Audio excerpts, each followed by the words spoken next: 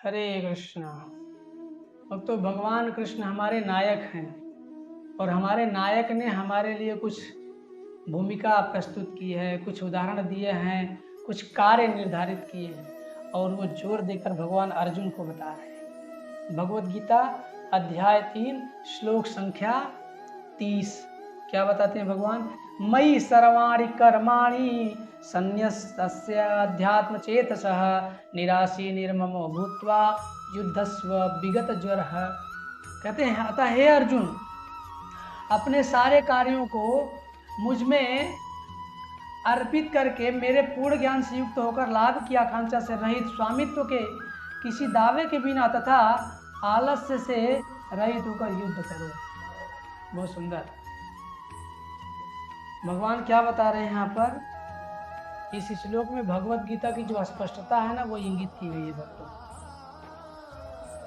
भगवत गीता की स्पष्टता क्या है? हमारा पूरा कार्य भगवान के लिए होना चाहिए।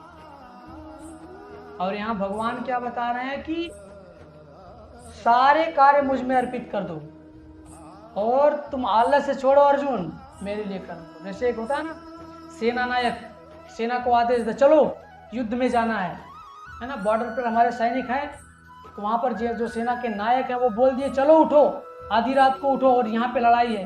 तो सैनिक नहीं कहता नहीं अभी तो रात है, सुबह नहीं हुई, नहीं, तुरंत उठता है, हथियार लेकर उसी रन में भागता है। भगवान यही उपदेश दे रहे हैं यहाँ पर। एक कृष्ण भावना भावित व्यक्ति को बिल्कुल कठोर आर्मी वाले अनुशासन में होना चाहिए। सदैव कृष्ण के कार्य के में तत्पर होना चाहिए, सदैव तत्पर। मतलब अपना गोली बारूद साथ लेके तैयार होना चाहिए। भैया कहाँ कब माया से किस प्रकार लड़ाई हो जाए कोई भरोसा नहीं,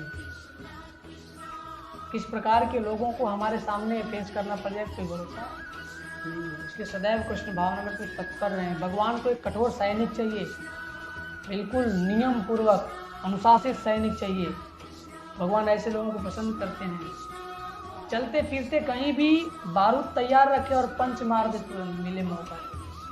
अर्जुन को यही बता रहे हैं, आलस से छोड़ दो अर्जुन और युद्ध करो, सब कुछ मुझ में अर्पित करो। मानो भगवान आदेश दे रहे हैं एक सेना नायक की भांति, तुम करो, मैं देखता हूं जो होगा, है ना।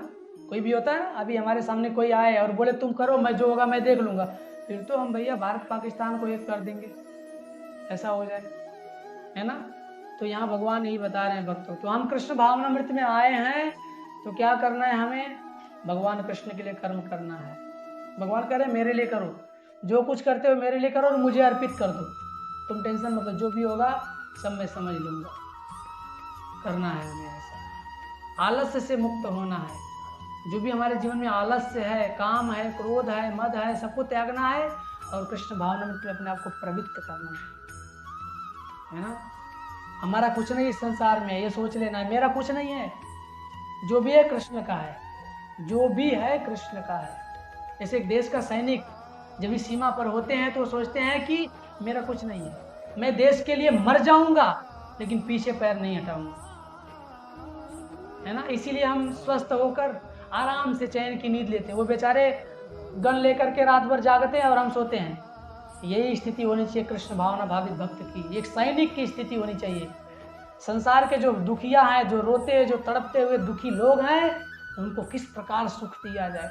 अपने को कष्ट हो चलेगा लेकिन किसी को दुखी नहीं देखना इस संसार में, ये भक्त की पहचान है। और भगवान ऐसा ही बनने के लिए आदेश दे रहे हैं, सब कुछ मुझ में समर्पित कर दो और एक सेना नायक की भांति युद्ध करो, माया से युद्ध करो, समाज की भौतिकता से युद्ध करो, निराशा से युद्ध करो, आलस्य से युद्ध करो, युद्ध करो और युद्ध में तुम विजयी होगे, इसमें कोई संशय नहीं है, क्योंकि मैं तुम्हारे साथ हूं। तो हम जब भी कहीं भी प्रचार करने जाएं, कृष्ण भावनामृत में कार्य करें, याद रखिए कृष्ण सदैव मेरे साथ हैं। और जब कृष्ण साथ है तो डरने की क्या बात है, जब ऊपर वाला अपने साथ है। हरे कृष्ण।